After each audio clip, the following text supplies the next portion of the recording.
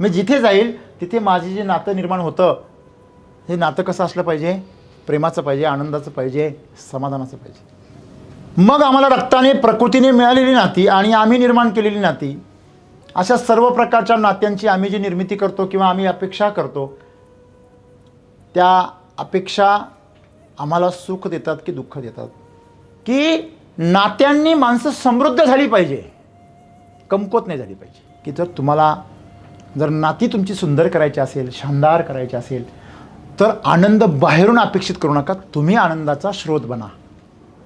तर कोणतीही गोष्ट तुम्ही नातं जोडून जर केली ना, आनंदाने जर केली, तर ते मग प्रकृतीसोबतचं नातं असो, कुठल्या कामासोबतचं नातं असो, माणसांबरोबरचं असो, कोणाबरोबरचं पण नातं असू द्या, तर ते नातं सुंदर बनतं. जर आम्ही स्वतः आनंदी असू तर प्रत्येक गोष्ट आमच्यासाठी चांगलीच आहे. प्रत्येक मनुष्याला असं वाटतं की माझी जी नाती असतात ती खूप सुंदर असावी. माझे मित्रपरिवार, माझे आईवडील, माझी बहीण, माझे भाऊ यांच्याबरोबर माझं अतिशय सुंदर असं नातं असावं. मी नुसती कल्पना करावी, मी नुसती त्यांची आठवण काढावी, त्यांचा फोन यावा. मी नुसती इच्छा प्रकट करावी आणि ती पूर्ण व्हावी. मला सगळ्यांची सोबत मिळावी, सर्वांनी माझं कौतुक करावं आणि सर्वांनी मला आनंद द्यावा, असं कोणाला वाटत नाही. मी जिथे जाईल तिथे माझे जे नातं निर्माण होतं, हे नातं कसं असलं पाहिजे? प्रेमाचं पाहिजे, आनंदाचं पाहिजे, समाधानाचं पाहिजे. पण असं आहे का वास्तवतेमध्ये? आहे. आमचं जे जीवन आहे त्या जीवनामध्ये आम्ही जे काही नाते निर्माण करतो ते कशाकरता करतो? काही नाती ही जन्मतः मिळतात, काही नाती आम्ही निर्माण करतो. रक्ताची जी नाती असतात ती आम्हाला जन्मतः मिळतात आणि नंतरची नाती आम्ही तयार करतो. अगदी मित्र असेल, पत्नी असेल, मुलं बाळं असेल, ही आम्ही निर्माण केलेली आहे. मग आम्हाला रक्ताने प्रकृतीने मिळालेली नाती आणि आम्ही निर्माण केलेली नाती, अशा सर्व प्रकारच्या नात्यांची आम्ही जी निर्मिती करतो किंवा आम्ही अपेक्षा करतो, त्या अपेक्षा आम्हाला सुख देतात की दुःख देतात? दोन्ही पण देतात, पण आनंद नाही देत.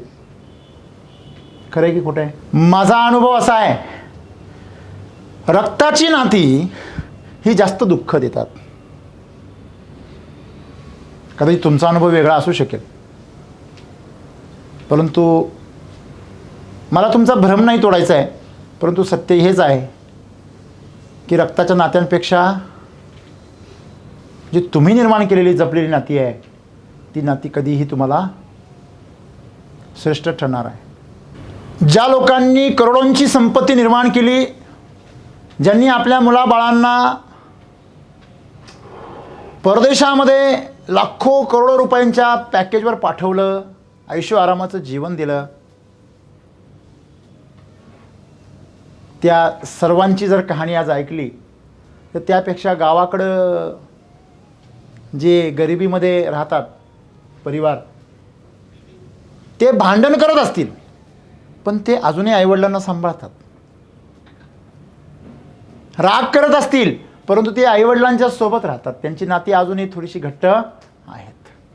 पण जे सुशिक्षित झाले, ज्यांनी अर्थार्जनाचे मोठे सोर्स उभे केले, ज्यांनी मान सन्मान मिळवला, त्यांची नाती कमकुवत झाली.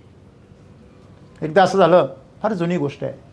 एका गावाकडच्या म्हाताऱ्याने आपल्या मुलाला पायी पायी एकत्र करून तालुक्याला शिकायला पाठवलं, जिल्ह्याला शिकायला पाठवलं आणि त्याला मोठा अधिकारी बनवला.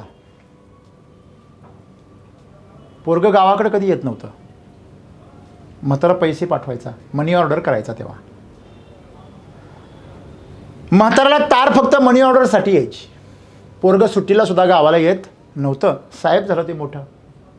बापाला बरेच वर्ष झाली, काय करावं आठवण आली, गेला. आता पत्ता मनी ऑर्डरचा त्याला माहीत होता. त्या पत्त्यावर गेला, तो काय सापडला नाही मुलगा, कारण त्याला तर बंगला मिळाला होता. मग त्याने चौकशी केली. प्रसिद्ध अधिकारी होता जिल्ह्याचा, त्याच्यामुळे लोकांना माहीत होता. कलेक्टर झाला होता. मग नाव सांगितलं. अरे म्हणे हे अहो हे कलेक्टर आहे, तुम्ही त्यांना इथं कोण शोधता? कलेक्टरच्या बंगल्यावर जा म्हणे. म्हातारा आपलं धोतर बितर सांभाळत काठी टेकत गेला कलेक्टरच्या बंगल्यावरती. कलेक्टरच्या बंगल्यावर गेल्यावर मुलगा त्याच्या मित्रांबरोबर पार्टी करत होता. आणि जेव्हा तो म्हातारा आला आणि त्यांनी पाहिलं, त्याला वॉचमनने अडवलं. म्हणजे कोण पाहिजे? त्याने एकीने नाव घेतलं. म्हणे माझा गणपत पाहिजे. म्हणे कोण गणपत? हां, इथं गणपतराव राहतात म्हणे. आणि तुम्ही एकीने साहेबांना कसे बोलता म्हणे.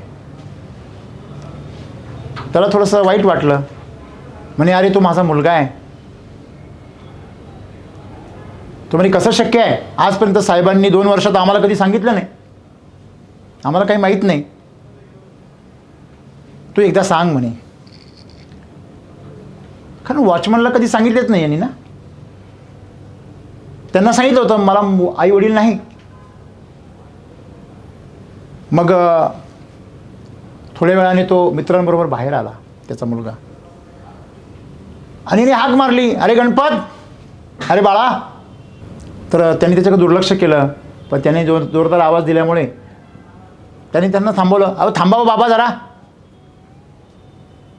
मग त्या मित्रानं तो बाहेर सोडून आला कारपर्यंत. आणि तिकडून परत येताना त्या बाबाला तो मध्ये घेऊन आला. तर बाबाने विचारलं कसा आहेस तू? म्हणे हां ठीक आहे मी. त्याने 10,000 रुपयाचं बंडल काढला आणि बाबा पुढे ठेवला. तिकडे मी किचनवाल्याला सांगून ठेवतो जेवण करा आणि संध्याकाळची गाडी पकडून घरी निघून जा. माझ्या बायकोला दुसरं तिसरं कोणी आवडत नाही. म्हणजे यांनी लग्न केलं हे सुद्धा म्हाताऱ्याला माहीत नाही. ते पैसे तिथंच ठेवले. मागे निघाला, बस पकडली आणि गावाला आला. येताना डोळ्यामध्ये घळाघळा अश्रू होते. मित्रांनो, नाती अशी असतात का? आदिवासी भागामध्ये, दूरस्थ भागामध्ये तो राहत होता. बस स्टँडपासून त्याला कित्येक किलोमीटर पायी जायचं होतं. मित्रांनो, गावामध्ये जात असताना कुठेतरी मंदिरातून भजनाचा आवाज येत होता. कोणी नाही कोणाचे, या जगामध्ये कोणी नाही कोणाचे. माझे म्हणून जो प्राणी दुःखी होतो ना, त्याचं कोणी नाही या जगामध्ये, असं तो अभंग चालू होता. एकला जाशील प्राण्या माझे म्हणून. त्याला ते अभंग एवढा टोचला आतपर्यंत, एखाद्या बाणासारखा आरपार गेला. हे एक चित्र आहे. आणि दुसरं एक चित्र आहे की आज काही पालक मुलांसाठी खूप काही करतात, पण मुलांना काही करायची काही इच्छा नाही.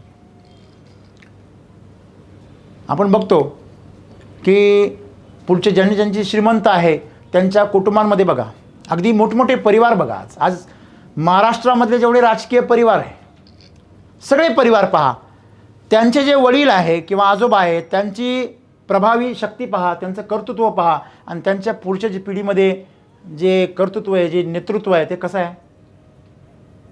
अनेक पक्षांचे उत्तराधिकारी जर तुम्ही पाहिले तर तुम्हाला असं लक्षात येतं की भविष्य कसं असणार आहे. आपल्याला एक लक्षात आलं पाहिजे की नात्यांनी माणसं समृद्ध झाली पाहिजे, कमकुवत नाही झाली पाहिजे. आणि आज आम्हाला काय दिसतंय, नात्यांच्या माध्यमातून माणसं काय होत आहे, कमकुवत होत आहे.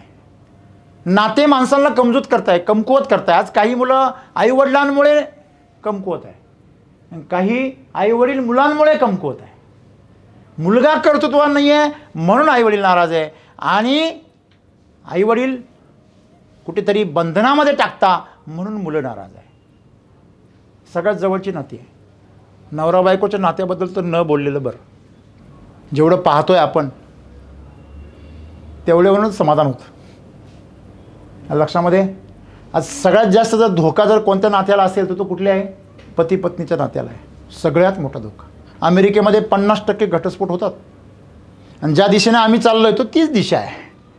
आमची सगळं जे जीवनशैली आहे, आमच्या अपेक्षा ज्या आहे त्या भौतिकवादी जीवनाकडे आहे, आणि तो सगळा पाश्चात्य संस्कृतीचा भाग आहे.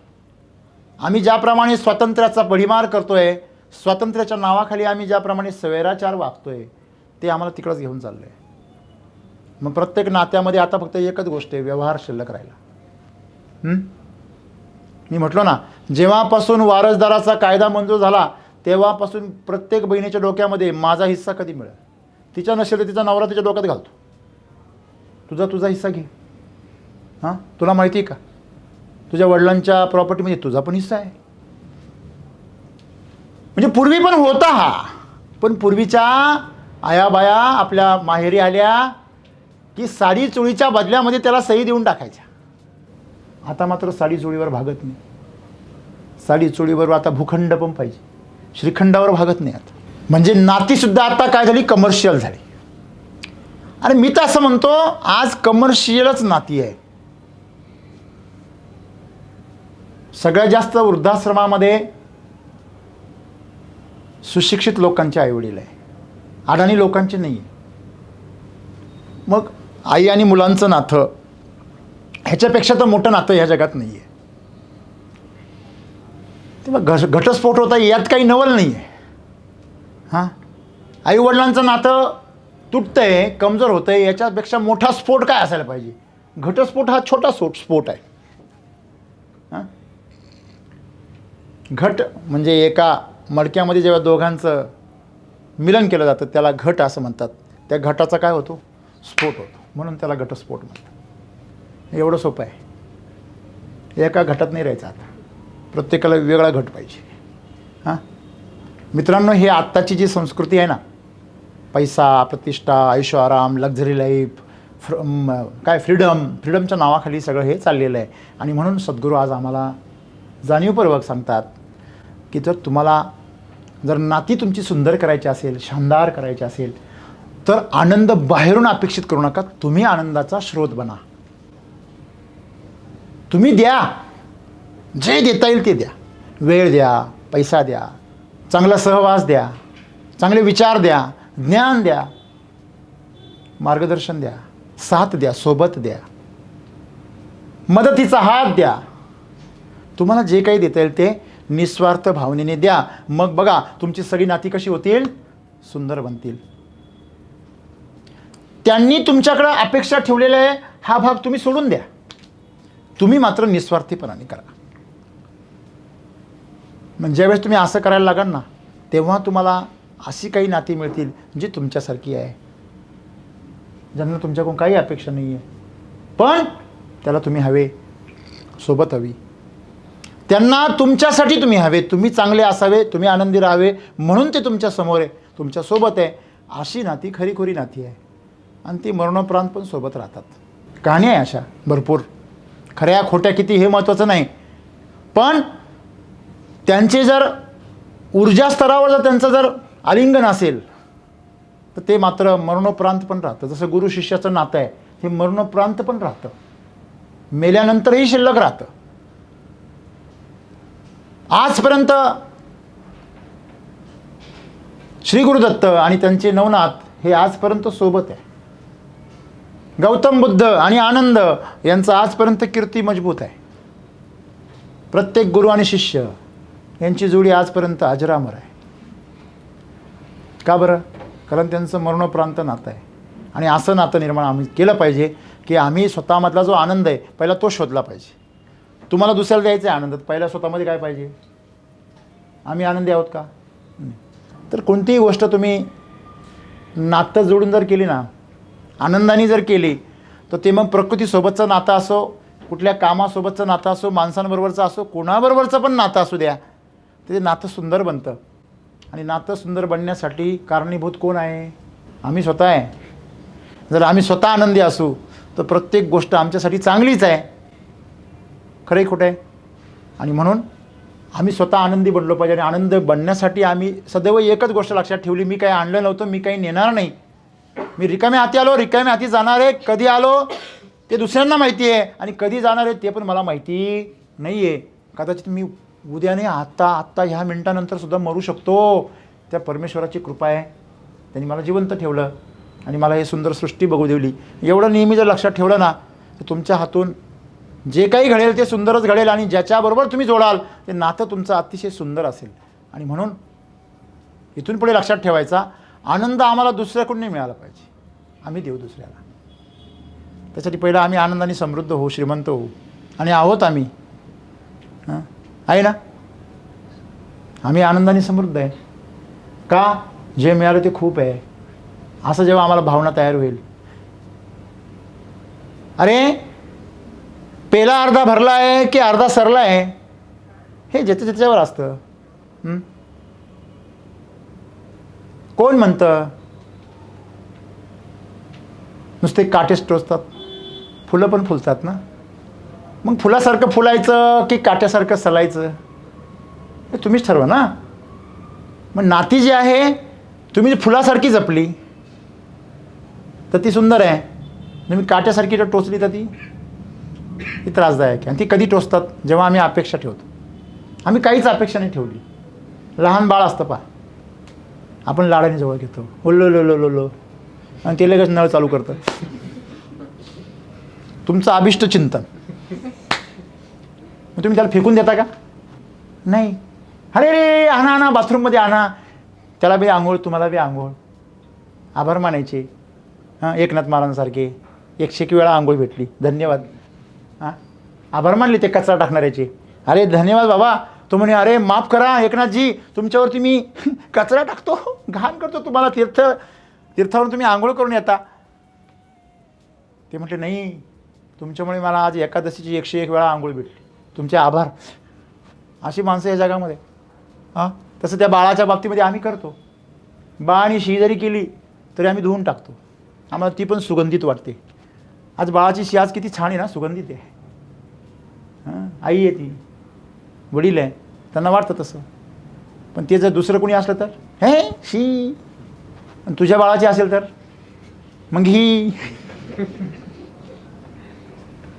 असं आहे आमचं अज्ञान आहे, हे माझं आणि तुझं, ह्याच्यामुळे आम्ही त्याला सुंदर म्हणतो आणि कुरूप समजतो. लेकरू जे असतं ना, लेकरू हे माय बापाला कसंही जरी असलं, पार काळं उंदरं कुरूप कसंही असू द्या, चिडका असू द्या, रडका असू द्या, सुंदर असू द्या, ते घाणेरडं असू द्या, काही पण असू द्या, ते त्याला काय प्रिय आहे. कारण ते त्याच्यासाठी आनंदाचा स्रोत आहे, म्हणून ते त्याला प्रिय आहे. म्हणून आईवडिलांचं नातं सगळ्यात घट्ट असतं. मग तसंच मी नातं जर सगळ्यांशी जर निर्माण करायला सुरुवात केली तर बाकीच्यांच्या जीवनाचं काय होईल, किती लोक तुमचा गैरफायदा घेतील हे मला माहिती नाही, पण तुमचं जीवन मात्र सुंदर बनल्याशिवाय राहणार नाही. धन्यवाद.